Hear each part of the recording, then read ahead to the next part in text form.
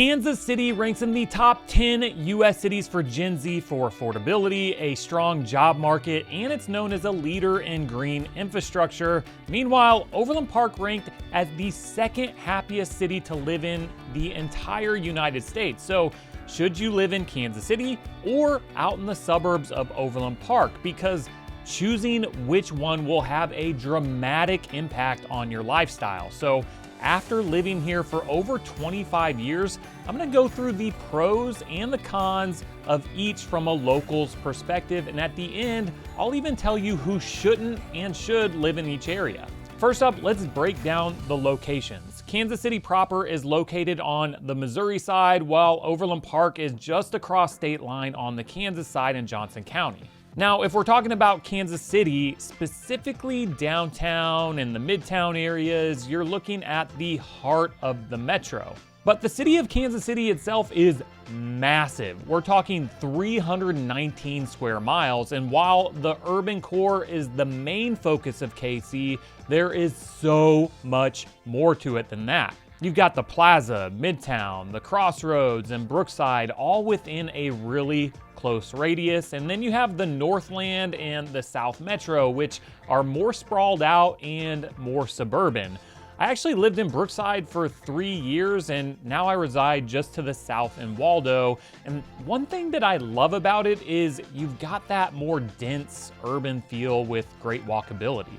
Kansas City also has some distinct districts like the Crossroads Art District, where creatives and entrepreneurs have created this cultural hub filled with art galleries, street murals, and boutique shops. Now, Overland Park is interesting because it's actually broken up into 3 distinct sections. In North OP, inside the 435 loop, you're still super close to downtown KC. We're talking like a 10 to 15 minute drive. This area has more of that older, established feel with smaller ranch style homes. It's also where you'll find downtown Overland Park with loads of local shops and restaurants and a world-class farmer's market. I actually grew up not too far from downtown OP, and it is crazy to see just how much it's changed and evolved over the years. Now, moving south to central Overland Park, you'll find loads of amenities. You've got your Whole Foods, Trader Joe's, Costco, all within about a 1 mile stretch. Then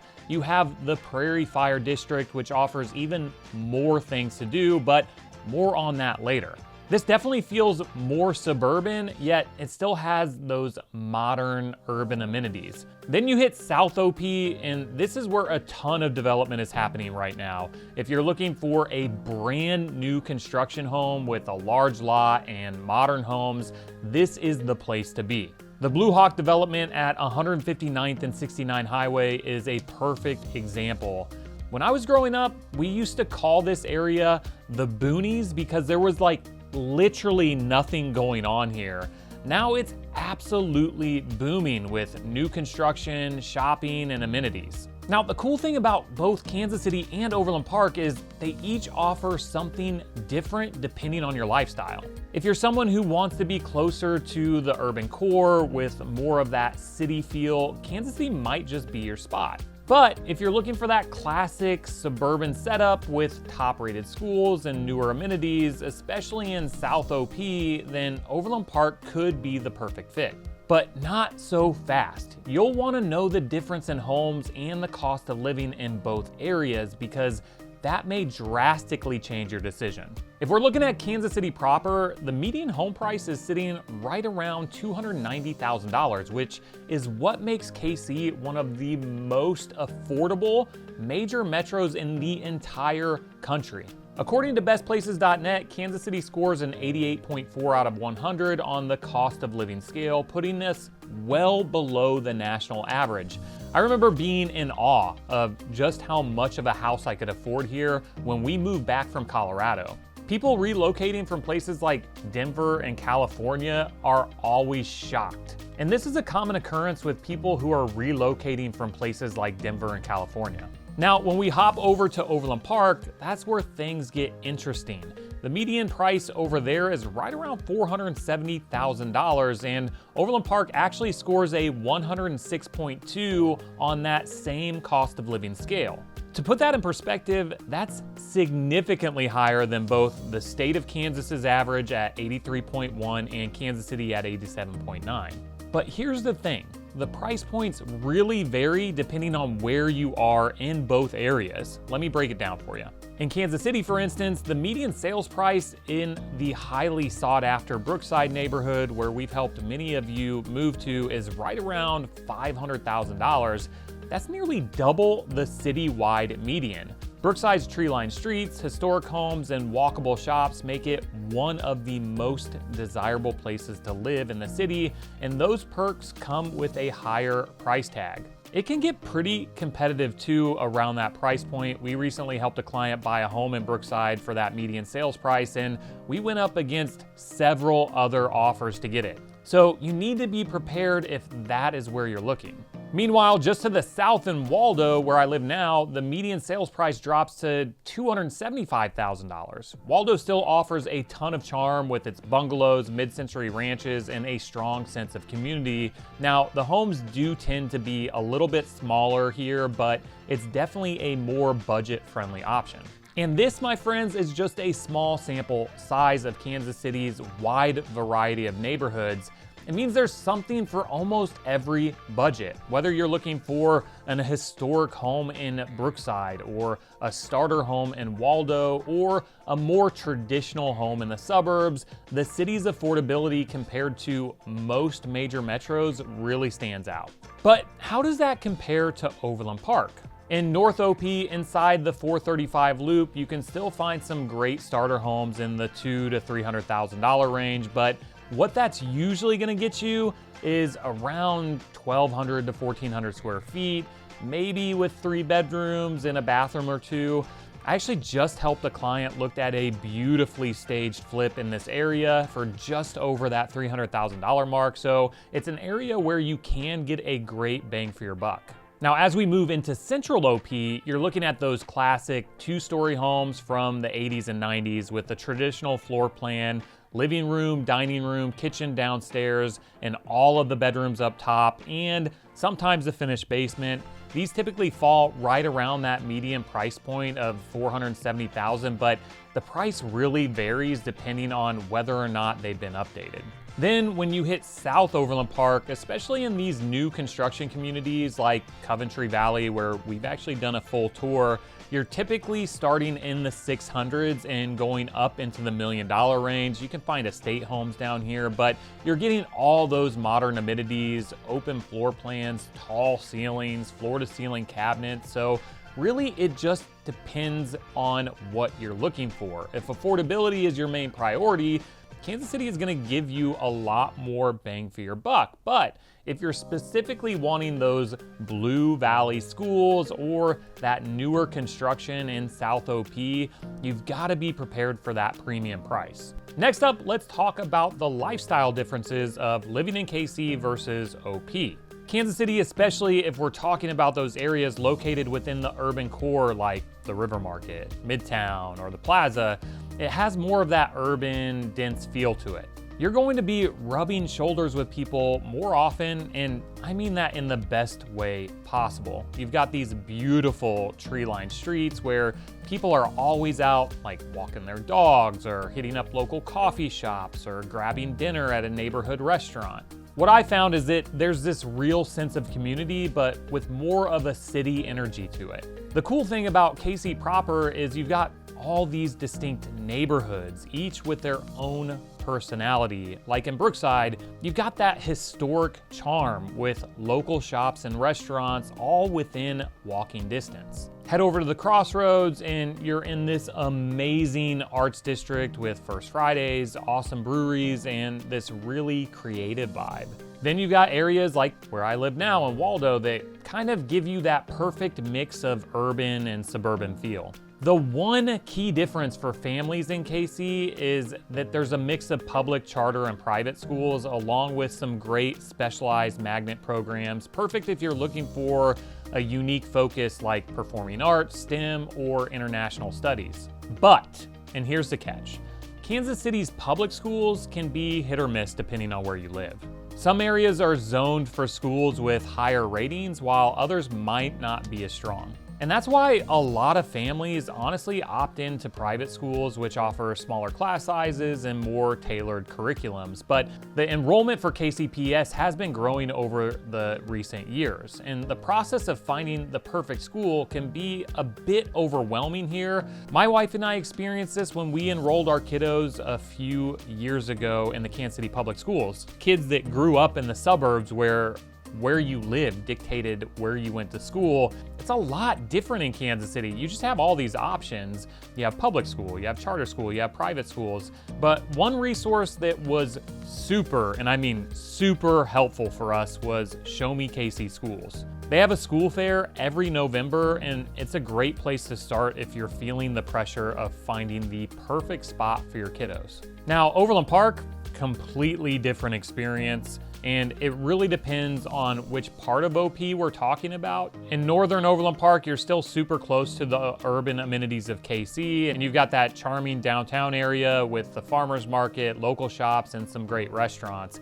It's actually getting a $34 million makeover to make it even better for community events and activities. Meanwhile, Central OP is where you'll find pretty much every amenity you could want. I mean, you've got that 1 mile stretch along 119th where you can find Costco, Whole Foods, and Trader Joe's, which is technically in Leawood, but just across the border. Literally everything you need.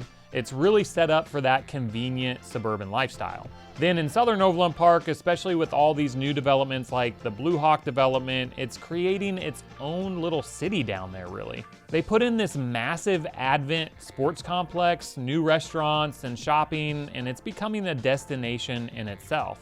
Plus, you're right by the Overland Park Arboretum, which is this gorgeous 300-acre space with hiking trails where you can literally see 30 head of deer on any given day.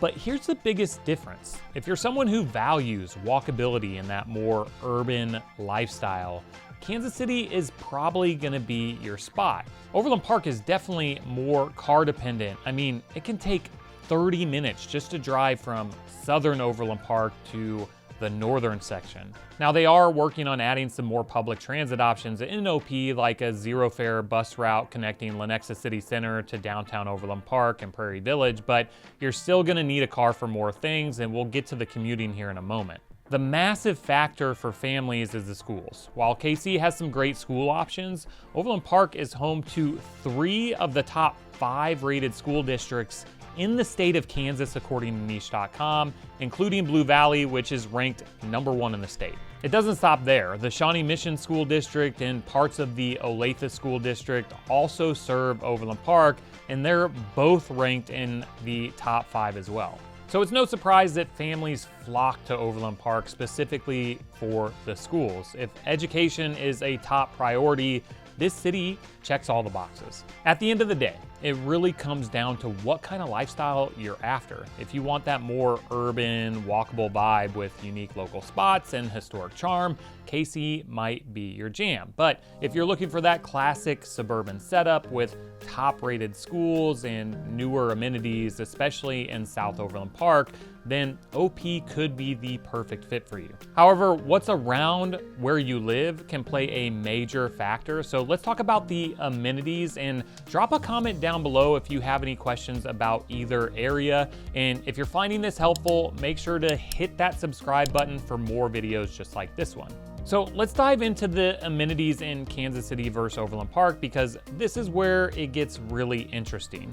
Starting with Kansas City, you've got some absolutely iconic spots. The Country Club Plaza is a perfect example. And fun fact, it was actually the first outdoor shopping mall designed for cars. You've got upscale spots like Capitol Grill, but also local favorites like Messenger Coffee. Something interesting is that the plaza was recently sold to new owners, and they're talking about making it more pedestrian friendly, especially with the streetcar extension coming through early next year. Then you have downtown Kansas City, which is a hub for major events, with the Power and Light District serving as the central gathering spot. It was recently announced that Kansas City Live Block is set to receive a $10 million upgrade featuring expanded seating, a new canopy, upgraded lighting, and heaters for year-round comfort. It's located right across the street from the T-Mobile Center, which hosts national acts and is home to the annual Big 12 basketball tournament.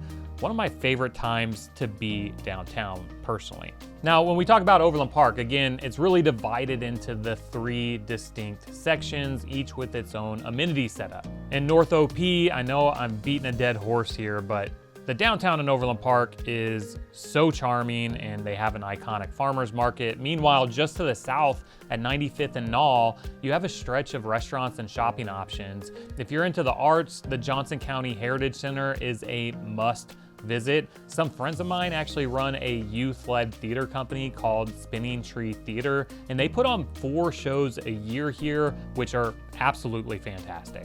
Then in central Overland Park, it's packed with amenities. The Prairie Fire District is a standout destination featuring the Shields sporting goods store. And I know you're thinking a sporting goods store, but it comes complete with a full-sized indoor Ferris wheel. And then the area is also home to the Prairie Fire Museum, a perfect spot for an afternoon of exploring interactive exhibits, and soon it'll house the College Baseball Hall of Fame. If pickleball's your thing, Chicken and Pickle is right next door, offering food, fun, and plenty of courts to play on. And one of the newest additions coming soon to Prairie Fire is Lava Island. It's an indoor space that will include an obstacle course, foam pits, trampolines, and climbing areas. And then in South OP, let's revisit Blue Hawk one last time. They just finished phase 1 with spots like Whataburger. Shout out to my guy Patrick Mahomes for bringing that to KC. You got Red Door Woodfire Grill and Constantino's Market. And then inside Constantino's, you've even got a Waldo Pizza Express, which happens to be one of my favorite pizza spots in all of Kansas City. They have an excellent gluten-free pizza crust. Plus, they recently opened this massive Advent sports complex. I mean, we're talking 400,000 square feet with an NHL-sized hockey rink, basketball courts that convert into volleyball courts, and they've even added an entertainment option like putt-putt golf, laser tag, and a zip line through the lobby. This place is expected to bring in like 4 million visitors annually, which is crazy.